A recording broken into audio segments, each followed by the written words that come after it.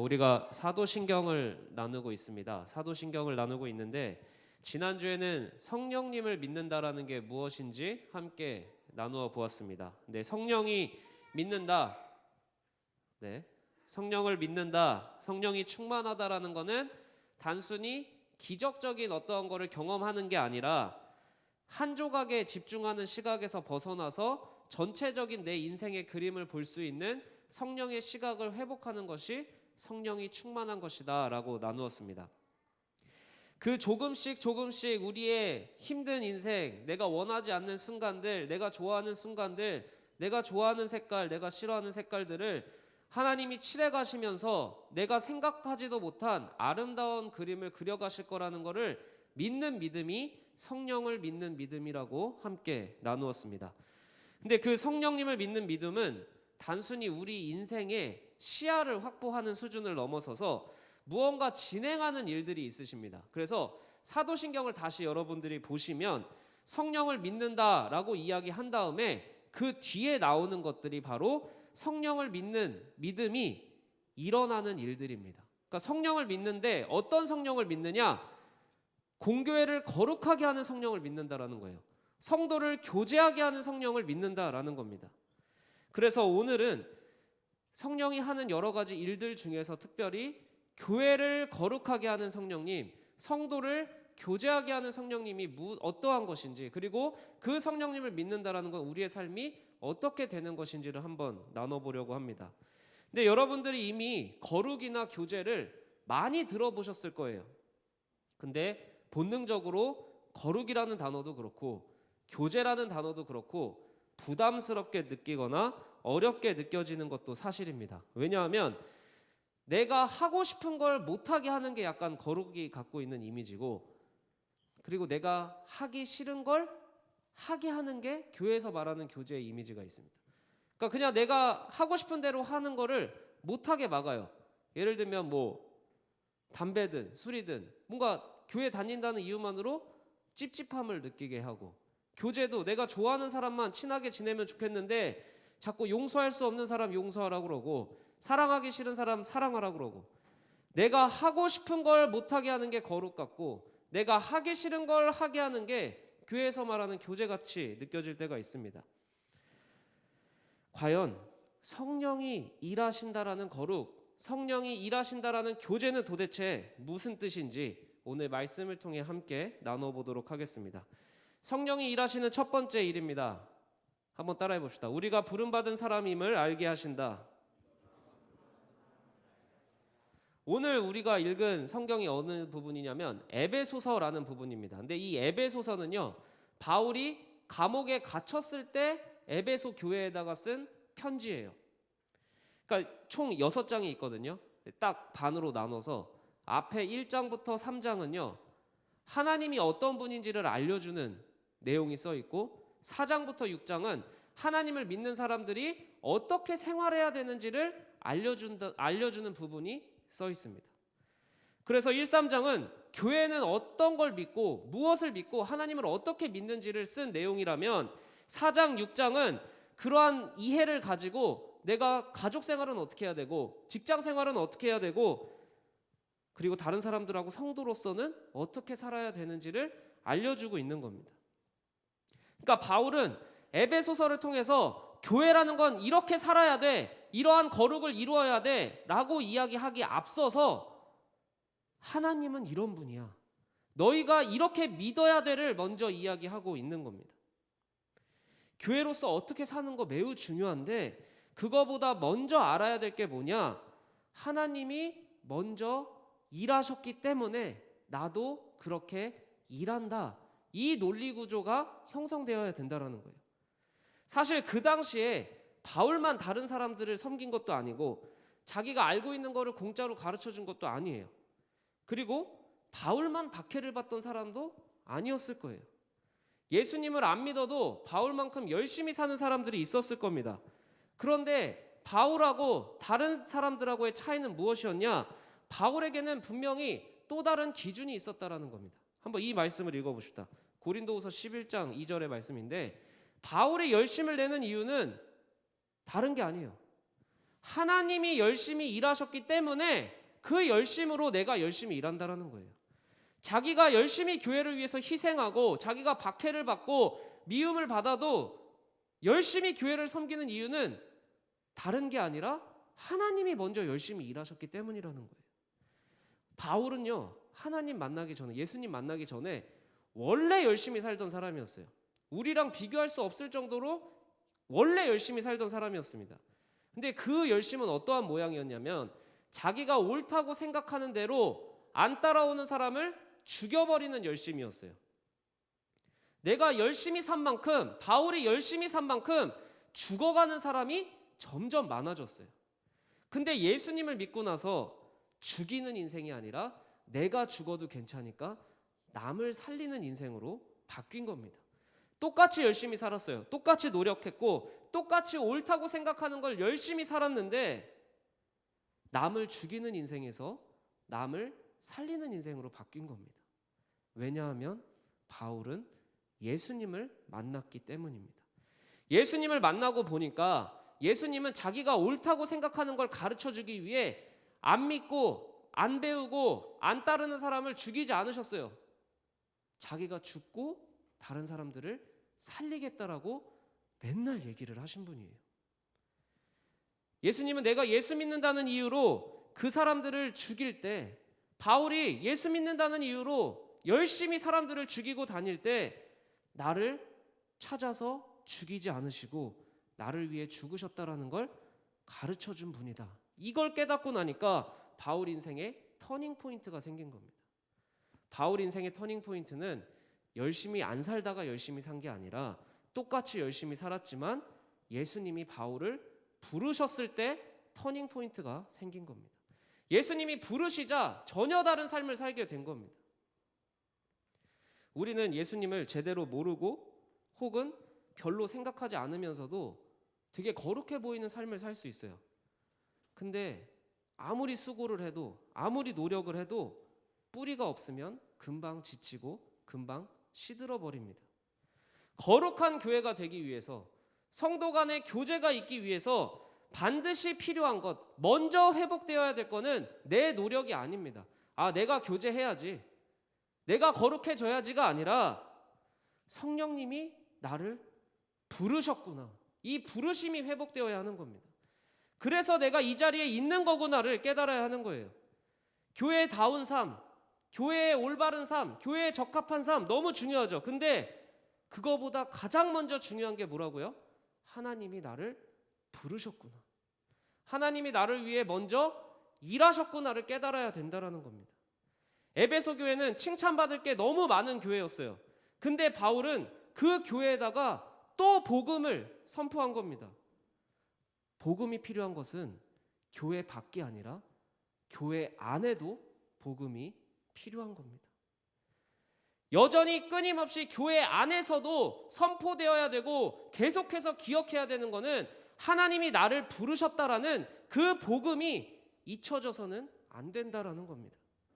내 열심, 그냥 내 노력으로 열심히 하다 보면, 열심히 거룩해지려고 애쓰다 보면, 열심히 교제하려고 애쓰다 보면 지치기도 하고 내가 왜 이렇게 해야지? 현타가 오기도 합니다.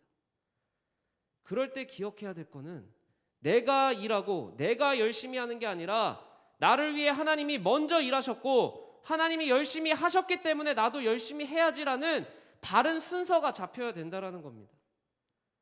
그래서 하나님 때문에 내가 일하고, 그래서 하나님 때문에 교제하고, 하나님 때문에 내가 거룩해야 된다는 이 순서가 바로 잡혀야 되는 거예요. 교회를 다닌 지 오래된 사람들에게도, 모태신앙에게도, 하나님의 은혜를 잊어버린 그 누군가에게도 교회 밖이 아니라 교회 안에서 우리는 하나님이 나를 부르셨다라는 그 복음을 다시 확실하게 기억해야 합니다. 여러분은 하나님이 부른 사람들입니다. 근데 이런 얘기하면 이런 생각 들 수 있어요. 난 아직 하나님 못 만났는데, 하나님 잘 안 믿어지는데, 그런 생각이 들 수도 있습니다. 그러나 내가 시간을 내서 예배 자리에 나왔다라고 생각할 수 있습니다. 그리고 매주 예배 나오는 거는 별로 대단한 일이 아니라고 생각할 수 있습니다. 당연한 거라고 생각할 수도 있고 큰 감동이 없다라고 생각할 수도 있습니다. 근데 여러분, 여러분이 예배의 자리에 나와 있다라는 것 자체가 성령님이 부르셨기 때문에 예배의 자리에 나올 수 있는 겁니다. 사실 생각해 보면 성령님이 부르시지 않으면 도무지 올 수 없는 자리가 예배의 자리입니다. 얼마나 예배드리지 않을 수 있는 이유가 코로나 시대에 더 많아졌습니까? 얼마나 합당한 이유들이 많습니까? 얼마나 타당하고 안 나올 만한 근거가 있습니까? 그럼에도 여러분들의 시간을 내서, 여러분의 에너지를 내서 예배의 자리에 온 것은 단순히 여러분이 애써서 열심히 해서가 아니라 하나님이 먼저 부르셨기 때문에 이 예배의 자리에 나올 수 있는 겁니다. 우리는 절대로 자발적으로 예배를 드릴 수 있는 사람들이 아니에요. 내가 이 예배의 자리에 있다라는 그 자체가 하나님이 나를 부르셨구나. 그래서 내가 이 자리에 있을 수 있는 거구나. 내가 더 자도 되는데 일어날 수 있었구나. 내가 준비하고 나올 수 있었던 이유가 내 노력이 아니라 성령님이 부르셨기 때문이구나. 이걸 여러분들이 잊어서는 안 됩니다. 나는 친구 보러 온 건데, 난 할 거 없어서 온 건데, 그렇게 생각해도 그 이유보다도 더 큰 이유가 있다라는 겁니다. 그 가장 큰 이유가 뭐라고요? 성령님이 여러분을 부르셨기 때문에 이 자리에서 예배할 수 있는 겁니다. 말씀을 듣는 이유, 이 자리에서 예배드리는 이유, 찬양을 부르는 이유, 여러분은 부름받은 자이기 때문에 그 생각을, 그 기억이 먼저 회복되어야 하는 겁니다. 그러나 여러분, 정말 중요한 거는 우리가 부름받은 자로 끝나는 것이 아니라는 겁니다. 오늘 말씀을 다시 잘 보면 1절에 부르심을 받은 일에 합당하게 행하라 라고 나옵니다. 성령이 일하시는 두 번째 일 한번 따라해 봅시다. 우리가 합당하게 행하게 하신다. 성령님이 일하시는 건요, 단순히 세상 곳곳에 숨어 있고 어둠에 갇혀져 있고 좌절해 있는 사람들을, 영혼들을 예배의 자리로 불러 일으키는 거에 끝나지 않습니다. 부르시는 걸로 끝나지 않아요. 합당하게 행할 수 있게 도우시는 분입니다. 성령님은 하나님이 일하신 방법, 예수님이 일하신 방법을 알려주고 그 일에 동참할 사람들을 여러분이 예배드리는 것처럼 불러 모으십니다. 근데 우리가 잊지 말아야 될 거는 그 예배 자리로 부르심은 나만, 아니면 나 따로, 쟤 따로, 얘 따로, 너 따로가 아니라 우리를 교회라는 하나로 부르셨다라는 거예요. 여러분들이 기억하는지 안 하는지 사실 잘 모르겠어요. 저도 정확한 날짜가 생각이 안 나서 찾아보니까 2월 달에 이 말씀을 나눴어요.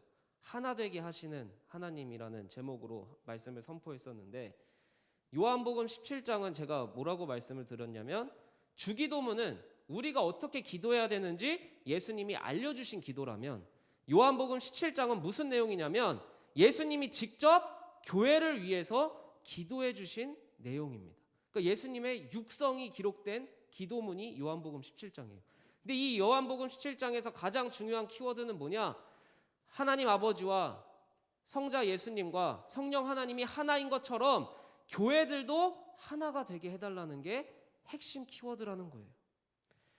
우리가 기도하는 방법, 우리가 하나 돼야 되는 이유는 예수님이 하나 되라고 기도하셨기 때문에 교회는 하나 되어야 된다라고 말씀을 드렸습니다. 그래서 합당하게 행하는 게 뭐냐면 하나를 되려고 애쓰는 게 아니라 이미 하나 된 것을 알고 지키라고 이야기하십니다.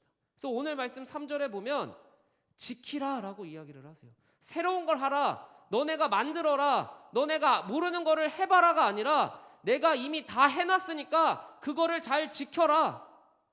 하나님은 우리에게 부담되는 일, 우리의 능력 바깥의 일을 시키시는 게 아니라 하나님이 이뤄놓고 지키라고 얘기하십니다. 성경은 계속 똑같아요. 에덴 동산을 만들어라 라고 얘기하지 않으셨어요. 에덴 동산을 만드시고 경작하고 지켜라 라고 얘기하신 것처럼 교회를 만드시고 교회를 이루시고 하나 되게 하시고 그 다음에 뭐라고 얘기하신다고요? 지켜라. 우리가 합당히 행하는 건 이미 하나 된 교회, 이미 하나 되게 하시려고 예수님이 찢어져서 죽으셔서 하나 된 교회를 지키는 겁니다. 근데 이 하나 되게 하는 성령의 능력은 어디에서 시작되느냐? 오늘 말씀해 보면 겸손에서 시작한다라고 이야기합니다. 우리는 겸손을 성품이나 타고난 것으로 이해할 수가 있어요. 근데 겸손은 성품이 아니라 하나님 앞에서 당연히 갖게 되는 피조물들의 태도입니다. 성품이 아니라 영적인 위치예요. 내가 하나님 앞에 서 있는지 안 서 있는지를 어떻게 알 수 있느냐? 내가 하나님과 친밀한지 안 친밀한지를 어떻게 알 수 있느냐? 내가 하나님 앞에서 겸손한지 겸손하지 않은지를 가장 먼저 체크해 보시면 됩니다.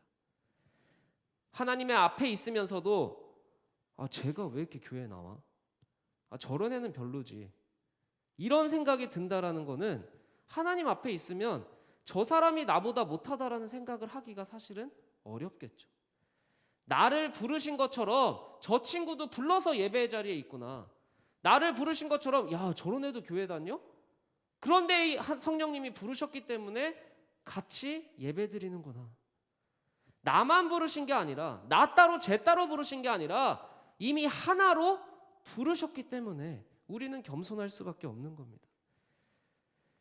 교회라는 건요, 성령님이 나를 부르셨다라는 그 감동이 회복되는 것만큼 쟤도 부르셨구나를 깨닫는 곳입니다. 기억하는 곳입니다. 행동하는 것입니다.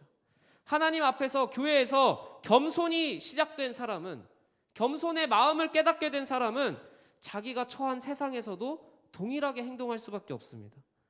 세상은 편을 가리고 계급을 나누는데 너무 익숙해요. 정치는 계속해서 편 가르기를 합니다. 정치는 계속해서 위계 질서를 만들어요. 근데 교회를 다녀도 우리가 똑같이 편을 가르고 교회를 다녀도 똑같이 위계 질서를 만들기 시작해서 세상과 다를 게 없다면, 교회를 다녀도 겸손하지 않다면, 교회를 다녀도 차별이 있다면 우리끼리, 친한 사람끼리, 내가 좋은 사람끼리 아무리 우리는 부름받은 사람들이야, 성령님이 우리를 부르셨어라고 감동해 있어도 오히려 그것은 더 혐오스러워 보일 뿐입니다. 교회 밖에서 볼 때는 지네끼리 신났네, 자기네끼리 좋네 라는 조롱을 받을 수밖에 없어요.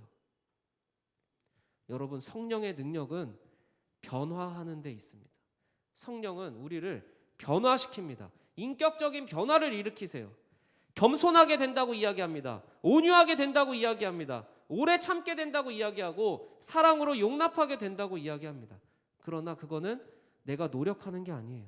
아까 말했듯이 노력만 하다 보면 지치고 현타 옵니다. 다시는 하기 싫어지고 교회는 나한테 힘든 것만 시키는 공동체라고 오해하기도 쉽습니다. 그런데 여러분, 이렇게 생각해 봅시다. 말씀을 듣다가, 말씀을 읽다가, 기도를 하다가 내가 정말 싫어하는 사람이 떠오르면서 내가 너를 사랑하듯이 나는 얘도 사랑해 라는 예수님의 음성을 들을 때 그걸 깨달은 사람은 태도가, 삶이 조금이라도 바뀔 수밖에 없습니다.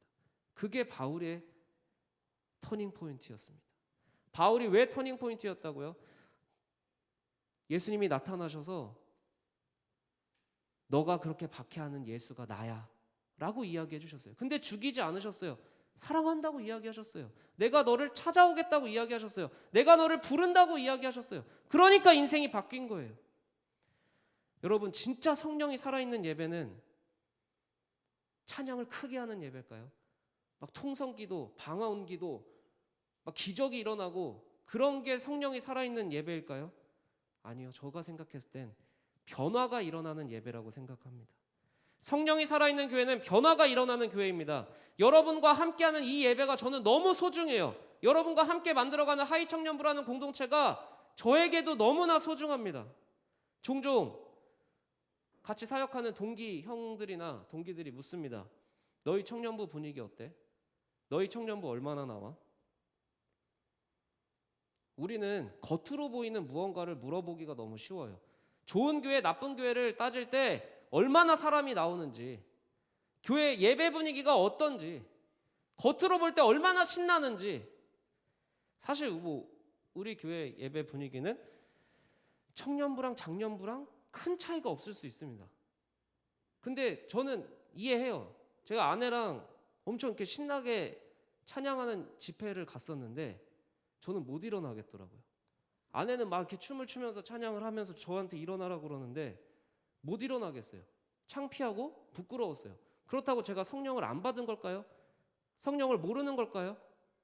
저는 그렇게 생각하지 않아요. 여러분들이 앉아서 찬양하고 싶은 사람 앉아서 찬양할 수 있고, 일어나서 춤추면서 찬양할 수 있는 사람은 춤추면서 찬양할 수 있어요. 어떤 교회는 막 벽을 치면서 소리 지르면서 울면서 방언하면서 기도한대요. 꼭 그렇게 해야지만 성령이 살아있는 예배일까요? 저를 하이 청년부에 하나님이 부르신 이유, 하이 청년부에서 꿈꾸게 하시는 분위기는 신나게 찬양하는 것보다 더 중요한 게 있습니다. 큰 소리로 기도하는 것보다 더 중요한 꿈이 있습니다. 우리 예배에 참여하는 청년들의 숫자가 기하급수적으로 늘어나야 된다는 것도 어떻게 보면 중요할 수 있어요. 근데 그거보다 더 중요한 꿈이 있습니다. 여러분은 예수님 믿고 변화되셨습니까? 여러분은 성령님을 통해 인격이 변화되셨습니까? 이 질문에 당당하게 네 라고 대답하는 청년들이 늘어나는 게 가장 큰 꿈입니다. 그냥 예배하러 오는 부르심 받은 사람들만 늘어나는 게 아니라 부르심 받아 합당하게 행하는 청년들이 늘어나는 게 가장 큰 꿈입니다. 예배 분위기 썰렁해도 괜찮아요. 찬양 크게 안 해도, 크게 하면 좋죠. 하지 말라는 거 아니에요. 오해하면 안 돼요. 찬양 크게 하면 더 좋죠. 근데 썰렁해도 괜찮아요. 크게 기도하면 너무 좋죠. 근데 크게 기도하지 않아도 괜찮아요. 그냥 말씀을 듣고 변화되었다는 청년들, 매일 하나님 말씀으로 하루를 시작하는 청년들, 말씀의 지도를 받는 청년들, 하나님과 대화하는 청년들, 그래서 인격이 변화되는 청년들, 세상의 친구들이 야, 너 같은 애들이 다니는 교회는 나도 가고 싶다라는 이야기를 듣는 청년들, 서로 미워하고 나눠지는 곳에서 거기를 변화시킬 수 있는 청년들. 그런데 한 번에 그렇게 변화되라는 게 아니라 나의 어제보다 조금이라도 더 나은 오늘을 살아낼 수 있는 청년들이 늘어나는 게 제가 갖고 있는 비전입니다. 큰 꿈을 가지되 실행할 수 있으려면 딱 한 가지만 기억하면 됩니다. 어제보다만 조금 나으면, 조금 더 올바른 방향으로 한 발자국이라도 걸으면 여러분들은 변화되는 삶을 살기 시작하는 겁니다. 나는 어제보다 조금이라도 말씀으로 변화되었나? 그 질문만이 여러분을 진짜 변화시킬 수 있습니다. 우리 안에 두 가지 회복이 있기를 축복합니다. 나는 그냥 사는 사람이 아니라 하나님이 부르셔서 사는 사람이구나. 하나님을 안 만난 것 같았고 하나님과 별 상관이 없는 것 같았지만 예배의 자리는 나 혼자 내 힘으로 나올 수 있는 자리가 아니구나. 성령님이 부르셨기 때문에 나올 수 있는 자리가 예배의 자리구나. 하나님이 나를 부르신 거구나. 세상은 우리가 뭘 가져야지, 뭘 이루어야지 친구가 되기 쉽습니다. 오히려 그러나 아무것도 없을 때, 아무것도 의지할 수 없을 때 우리는 하나님을 찾게 됩니다. 그리고 그럴 때일수록 더 하나님은 응답해 주십니다. 왜냐하면 하나님은 먼저 부르시는 존재이기 때문입니다. 이유 없이 여러분을 먼저 부르셨던 하나님, 이유 없이 여러분을 먼저 찾으신 하나님이 좋은 분이구나가 먼저 회복되어야 됩니다. 여러분은 부름받은 사람들입니다. 그리고 성령님은 우리를 합당하게 행하도록 부르셨습니다. 여러분은 부르심을 받아서 변화를 꿈꾸고 변화되는 존재들입니다. 여러분이 성경을 조금이라도 읽고 묵상했으면 좋겠습니다. 성경을 왜 읽냐? 아주 유명한 선교사 무디 선교사가 이렇게 얘기했습니다. 성경을 주신 거는 내 머리에 지식을 늘리기 위한 게 아니라 우리의 삶을 변화시키기 위해서다. 여러분, 말씀을 읽으시길 축복합니다. 말씀으로 여러분의 삶을 지도받으시길 축복합니다. 말씀으로 여러분이 어제보다 나은 오늘을 살아낼 수 있기를 축복합니다. 지칠 수 있습니다. 잠깐 쉬어도 돼요. 그러나 뒤돌아서지만 않으면 됩니다. 잠깐 앉아서 쉬어도 돼요. 방향을 잃지 마세요. 어제보다 한 발자국이라도 더 걸어가면 여러분은 하나님과 한 발자국이라도 가까워지는 인생을 살고 있는 겁니다. 여러분은 부름받은 존재입니다. 이거 잊지 않았으면 좋겠습니다. 동시에 우리 모든 청년들이 기억하고 애쓰기를 권면합니다. 여러분은 부름받은 존재들이지만 변화되어야 합니다. 세상 사람들이랑 다른 삶을 살아내야 합니다. 하나님 앞에서 겸손히 회복되어야 됩니다. 삶의 변화가 일어나야 됩니다. 교회를 욕한다고요? 겁먹지 마세요. 세상이 아무리 교회를 조롱한다 하더라도 변화된 그 사람에게는 세상이 감히 뭐라고 이야기할 수 없습니다. 여러분, 교회가 교회를 욕하는 시대입니다. 우리가 교회를 바라봤을 때 너무나 욕할 수 있는 교회입니다. 너무나 잘못된 부분이 많은 교회들이 있어요. 그러나 오늘 뭐라고 얘기하죠? 거룩한 공교회라고 이야기합니다. 그들도 부름받은 사람들입니다. 우리가 그들과 한 교회라는 사실을 잊지 말아야 돼요. 성령으로 여러분의 삶을 조망하였듯이 교회도 내 교회, 내가 좋아하는 교회, 내가 말씀이 잘 들리는 교회만 좋은 교회가 아니라 성령의 시각으로 하나님이 한 교회를 이루고 계시다라는 것을 믿음으로 그들의 아픔에 같이 동참하고 그들을 위해서 기도할 수 있어야 돼요. 잘못된 교회, 잘못된 방향으로 가고 있는 것 같은 교회 미워하고 같이 욕하고 싫어하는 게 가장 쉬운 방법입니다. 그러나 여러분이 다른 시각을 가지길 축복합니다. 한 교회, 같은 교회, 연동교회 하이청년부 안에서의 화목뿐만이 아니라 정말 세상이 조롱하는 그 교회도 하나님의 아픔으로 세우신 교회라는 것을 잊지 않아야 돼요. 오늘 우리가 같이 부르고 싶은 찬양은 우리를 사용하소서라는 찬양입니다. 성령님을 경험하는 모든 하이청년부가 되기를 축복합니다. 우리가 하나님 안에서 같은 소원이 먼저 회복되기를 원합니다. 여러분, 가사를 생각하면서 결단했으면 좋겠어요. 다짐했으면 좋겠어요. 하나님, 하이청년부가 교회가 교회되는, 예배가 예배되는 하이청년부 되게 해주세요. 그러나 하이청년부뿐만이 아니라 한국에 있는 교회, 세계의 수많은 아파하는 교회, 우리가 성령님 안에서 하나 된 교회라는 사실을 잊지 않게 해주세요. 교회를 욕하는 사람들이 우리를 보고서라도 교회가 여전히 희망이 있구나, 너희가 다니는 교회는 답이 있구나, 초자연적인 능력을 믿지 않는 사람들이 있다 하더라도 도무지 변화될 것 같지 않은 내가 변화되면서 우리 가족이, 우리 동료가, 우리 친구가 야, 너 보니까 뭔가 다른 게 있다, 너 보니까 성령이 살아있구나, 성령이 일하는 존재가 있구나 증언하는 삶을 함께 살길 축복합니다. 이 시간 우리를 사용해달라는 그 간절한 마음을 담아 함께 찬양하겠습니다.